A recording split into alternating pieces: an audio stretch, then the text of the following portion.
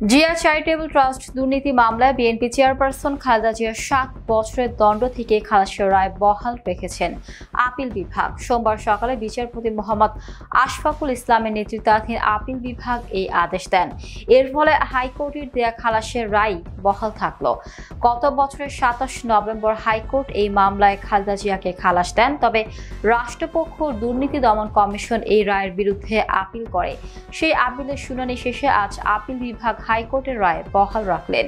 2018 সালের অক্টোবরে বিশেষ জজ আদালত জিয়া চ্যারিটেবল ট্রাস্ট দুর্নীতি মামলায় খালেদা জিয়াকে 7 বছর সশ্রম কারাদণ্ড দেন।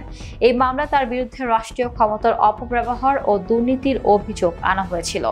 2024 সালে 5 আগস্ট রাজনৈতিক পট পরিবর্তনের পর আইনি প্রক্রিয়ায় একে একে সব মামলায় খালাস পান খালেদা জিয়া। এই মামলায় সর্বশেষ রায় তার দণ্ড ও চূড়ান্তভাবেও বাতিল করা হলো।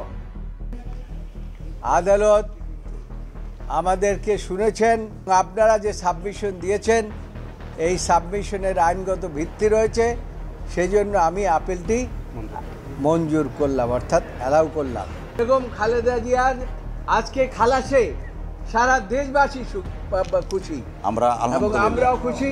আমরা আল্লাহর কাছে শুকরিয়া জানাই। শেখ হাসিনা ওয়াজেদ তার ক্ষমতা শো করার জন্য দেশনেত্রী বেগম খালেদা জিয়ার বিরুদ্ধে এইরকম একটা কনকক্টেড ফলস মামলা দায়ের করেছিল। আজকে দেশনেত্রী বেগম খালেদা জিয়া 2018 সনের সেই আর্ট আজকে প্রমাণিত হয়েছে।